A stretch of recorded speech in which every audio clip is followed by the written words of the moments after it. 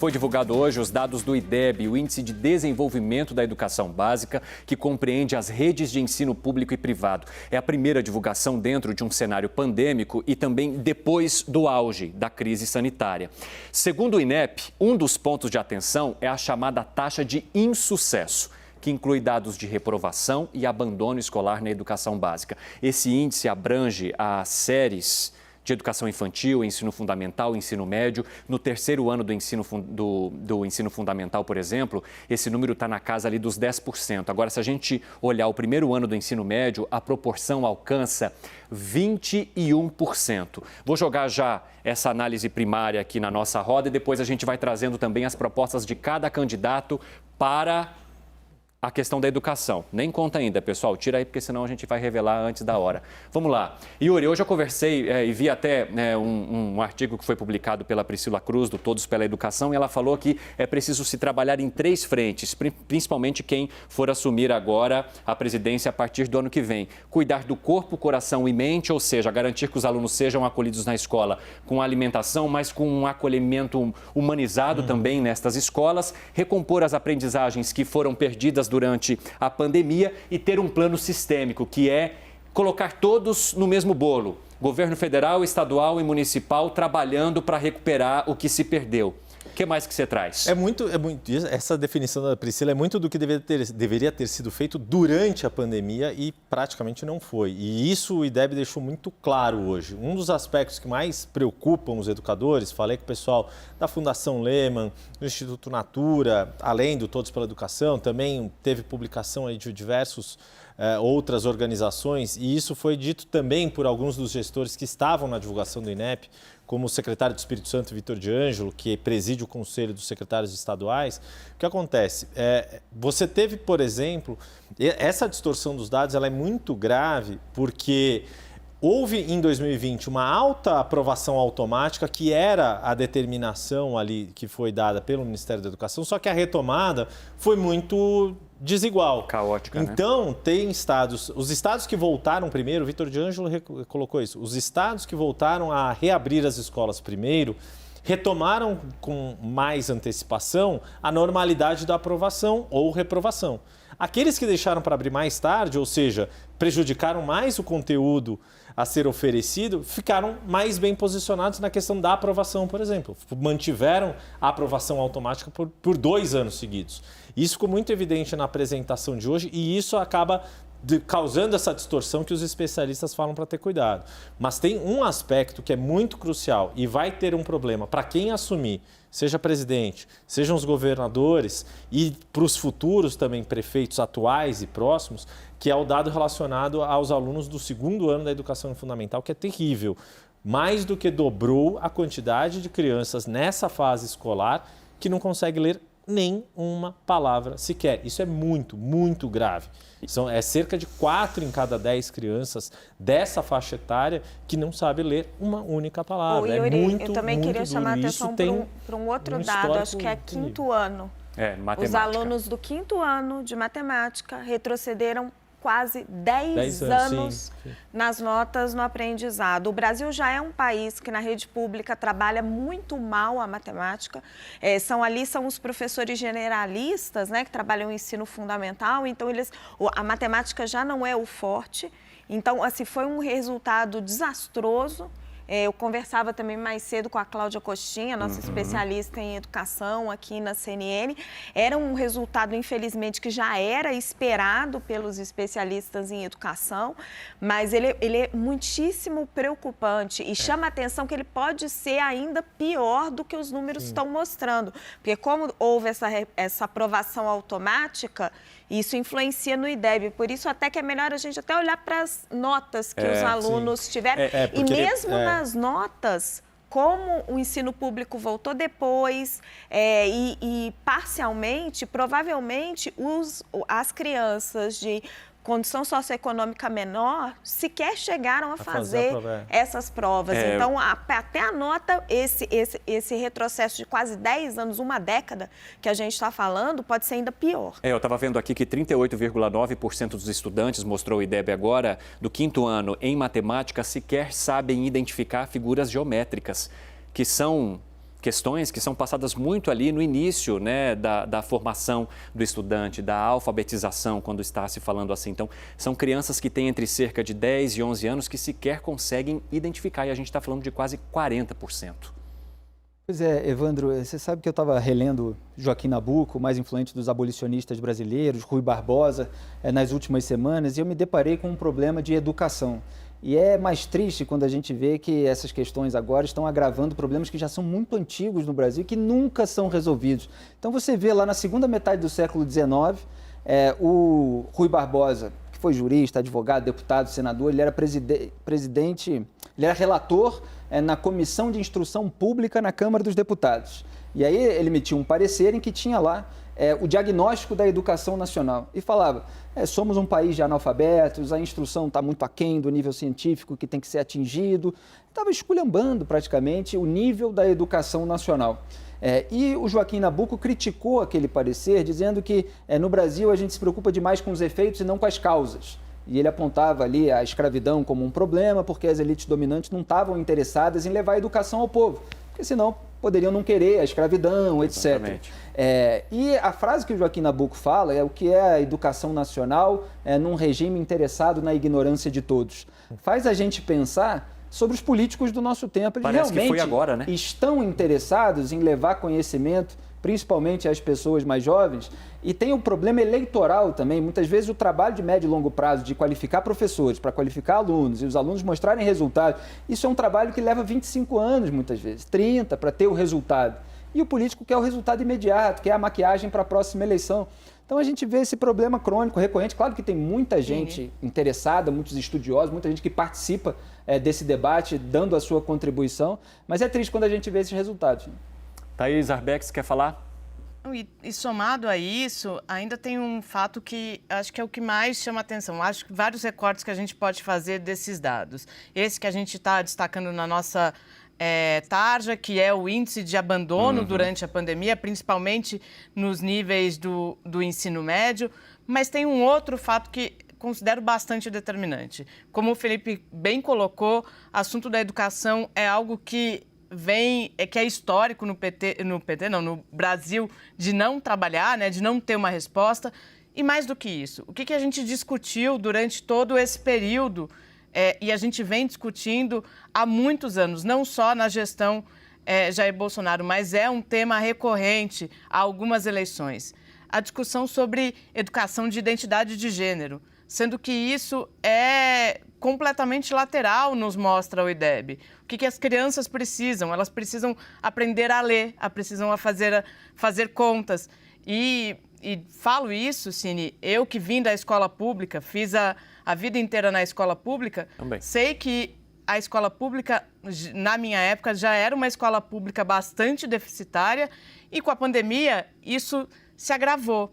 Isso a gente está falando, vendo esses números por cima. E se a gente for para o interior do país, como a Raquel disse, para as classes mais baixas, com absoluta certeza esses números serão ainda mais alarmantes. Bom, eu quero trazer agora então as propostas dos presidenciáveis para a educação. E para a gente poder arrematar isso de uma forma mais rápida, eu vou fazendo aqui as propostas e jogo para um comentário rápido, já passo para o próximo, vou combinar assim com eles.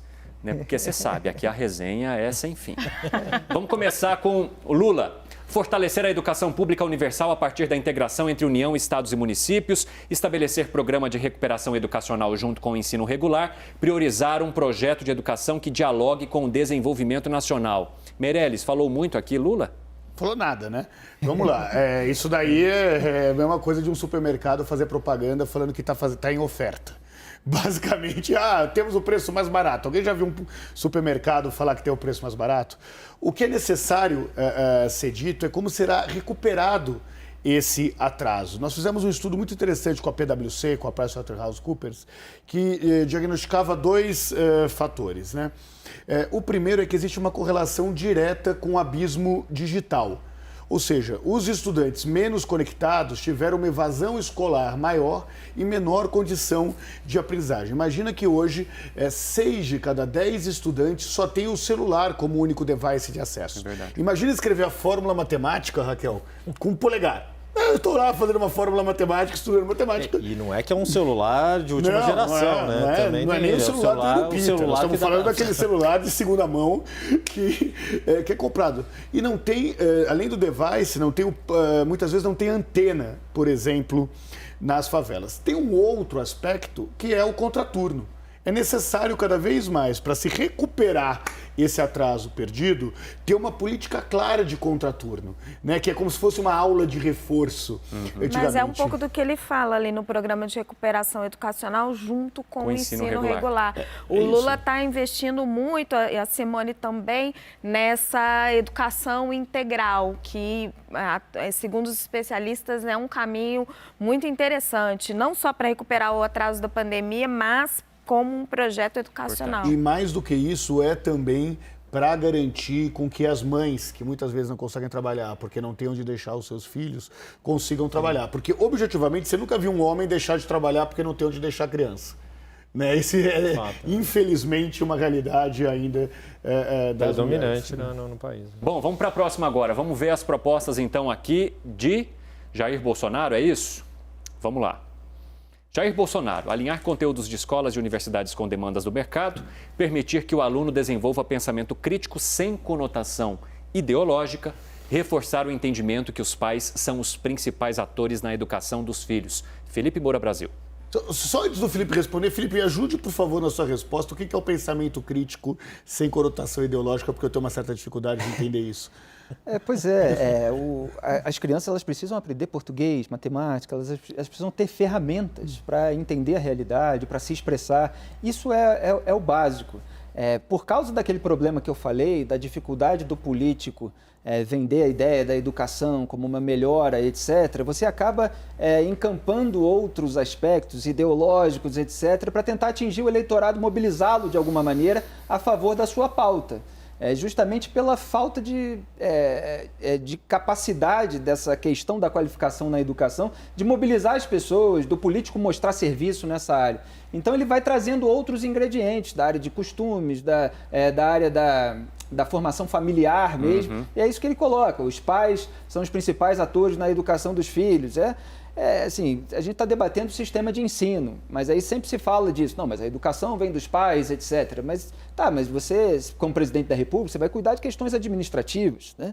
Porque às vezes a gente ouve a propaganda, o discurso eleitoral e fala, essa candidatura é a presidente mesmo? Porque a função do presidente isso aqui não tem a ver, talvez, com a educação domiciliar? O tutor familiar. Também, sem dúvida. Porque é uma forma também meio por baixo dos panos de dizer, atores na educação dos filhos, a questão do projeto de se ensinar o filho em casa. Isso é um reflexo do que foi o governo dele, que foi um desastre na educação. Para falar bem claro. Você tem um momento melhorzinho agora com esse novo ministro, que está tendo um viés um pouco técnico, mas assim, os especialistas em educação são unânimes em afirmar, incluindo a Cláudia Costin, que não pode ser acusada de ser petista, certo? Trabalhou para os governos do PSDB. O governo do presidente Jair Bolsonaro em educação é um desastre. É um dos principais críticas do setor privado em relação a ele, porque a educação, além de ser fundamental para o futuro das nossas crianças, é fundamental também para a produtividade da economia e para a formação da força de trabalho. Evandro, a gente combinou que só um ia falar para o candidato, mas eu sou meio desobediente. E eu converso com eles no intervalo, eu aviso, eu chego pertinho, eu falo de uma forma assim delicada, mas não tem jeito. E olha que a gente nem detalhou os escândalos. Olha que eu tenho o próximo. Nem falou dos escândalos. Não, eu falei dois só aspectos tecnicamente. importantes aí. Só tecnicamente. A primeira é papel dos pais educar os filhos. Pois bem, 7 de cada 10 pais da baixa renda estudaram menos do que os filhos. São eles que vão educar os filhos? Se 7 de cada 10 pais das classes C e D estudaram menos do que os filhos... Mas está falando educar ou ensinar aqui? As duas coisas. Uma coisa é a educação moral. Nós estamos falando da escola, do ponto de vista... Mas será que a gente pode sempre relacionar a educação moral também à educação que os pais tiveram? Não, isso também mas não estaria relacionado a valores? Crítica de questionar. É porque é uma questão meio complicada de se entrar, porque a gente pode falar em valores também, não só em educação formal. Claramente, mas isso é capacidade crítica de poder questionar, inclusive, isso. E não é à toa que defende a educação domiciliar, porque o fato não é no domicílio. O que está por trás disso já foi dito explicitamente por várias expoentes do atual governo, que é, por exemplo, possibilitar com que a escola, ao invés de ser um ente público, seja feito em igrejas. Aí aquele pensamento crítico se perde. Bom, vamos agora então para Ciro Gomes, para a gente trazer um pouquinho das propostas dele para a educação, pessoal. Desenvolver metas de aprendizagem a cada ciclo de ensino, incentivos financeiros para escolas e professores que alcançarem bom desempenho, estimular competências socioemocionais dos alunos. Yuri Pita, com você. Então, deixa eu olhar de novo aqui, deixa eu pedir uma ajuda, porque eu estou longe aqui do telão, tá mais incentivos financeiros para escolas e professores com bom desempenho, estimular competências socioeconômicas, desenvolver metas de aprendizagem a cada ciclo. Acho que, assim, o que o Ciro tem a seu favor? O fato de contar com a expertise do Ceará, que de fato, na parte de ensino fundamental, o período do ensino fundamental, o Ceará é a referência em políticas públicas na área de educação, especialmente ali a cidade de Sobral, mas isso foi extrapolado para o estado. Se a gente pensar em ensino médio, Pernambuco se tornou a referência na rede pública. Então, nesse aspecto, esse discurso de Ciro tem muita conexão com isso e ele tem falado, eu ajudei a construir o sistema de educação do Ceará, que é referência desde Sobral. Então, nesse aspecto... E foi bem, inclusive, nesse debate também. O Ceará é a referência... Foi exemplo. No ensino fundamental. Agora, estava até olhando aqui para baixo um pouco, porque eu tinha pedido uma avaliação da professora Maria Helena Guimarães de Castro também, longe de poder ser acusada de ser petista, ao contrário, também trabalhou nos governos tucanos, etc. E só para a gente falar de novo de forma geral do IDEB e depois conectar de novo com essa questão do Ciro. O quanto é importante esse papel do governo federal com os estados e com os municípios, isso tem que ser bem feito de fato e não só de uma forma teórica. E aí ela apontou, olha, essa questão da alfabetização dos alunos do segundo ano, que é muito grave, que foi exposto pelos dados do IDEB hoje, era esperado pela fase de educação, as crianças menores, com as escolas fechadas, naturalmente teriam essa dificuldade. E a grande questão é o que os programas de governo estão colocando para conseguir compensar esse déficit que é sistêmico provocado pela pandemia. E minha avaliação é de que, não só no caso aqui do Ciro, que tem todo esse background a favor dele, mas todos os outros programas ainda não têm muita clareza de como vão conseguir, por meio do governo federal, dar esse apoio aos estados e aos municípios para conseguir, de fato, enfrentar as sequelas da pandemia na educação. Acho que, assim, talvez o da Simone Tebet, que é um programa de governo que foi mais estruturado, com aquele olhar de política pública desenhada com base em evidências, talvez ele possa ser, sem ter olhado ainda, um pouco mais claro a esse respeito. Mas acho que o IDEB hoje, e ouvindo as pessoas da área de educação que eu ouvi hoje, fica muito nítido que ainda está por se construir o programa de educação realmente necessário para o Brasil dar conta do que perdeu com a pandemia. Bom, vamos aproveitando que a gente está falando de Simone Tebet, vamos olhar um pouco para o plano dela, então. Pode rodar aqui para o pessoal que nos acompanha. Promover educação em tempo integral em todas as etapas de ensino. Criar a poupança Mais Educação para incentivar jovens a concluírem os estudos. Inclusão de disciplinas sobre direitos das pessoas com deficiência em cursos do ensino superior. Thaís Arbex. Sim, acho que além da questão do ensino integral, que tem esse aspecto social bastante importante, principalmente para as mães de baixa renda, que é mais do que precisar ter um lugar onde seus filhos fiquem, tem a questão da merenda escolar, que para muitas famílias é na escola onde as crianças conseguem se alimentar de uma maneira minimamente boa. E a gente tem visto uma série de reportagens bastante importantes a respeito desse assunto, de como a merenda tem diminuído de qualidade e de quantidade. Há uma questão que é olhar para o todo, é o olhar do governo federal, porque, sim, em vários momentos a educação ela posso dizer, até me corrige, Yuri, que você é o mais especialista nesse assunto, é tripartite. A gente tem uma participação, tem que ter uma participação de municípios, de estados, mas se o governo federal não tiver um olhar atento para isso, a gente vai passar mais 4 anos sem avançar, sem conseguir avançar nesse tema da educação. E é claro que o desafio agora é imensamente maior, porque a gente chega num momento da educação ainda mais deficitária do que ela já era, ainda mais desigual do que ela já era no Brasil. Então, esse olhar para a educação talvez seja um dos principais desafios para o próximo governante no país. E olhar também para as iniciativas que não são governamentais. Existem uma série de projetos que estão atentos aos movimentos da escola pública. Vou até fazer propaganda de que chama Quero na Escola, que conecta estudantes da escola pública com pessoas que estão dispostas a levarem conhecimentos específicos para aqueles alunos. Porque a gente sabe que há uma defasagem de conteúdo que é o conteúdo obrigatório dentro da escola pública, mas há ainda mais uma defasagem em relação a conteúdos outros que essas crianças, esses adolescentes não têm acesso. Bom, eu preciso ir para o intervalo, mas eu só Vai. queria falar dessa questão da poupança rapidamente com você, Raquel, porque me chamou muita atenção você criar uma forma de pagamento para incentivar os alunos. Isso foi uma sugestão do Todos pela Educação. Você dá uma espécie de bolsa para os estudantes do ensino médio para evitar que eles abandonem a escola porque precisam trabalhar. A evasão é um dos principais problemas do ensino médio.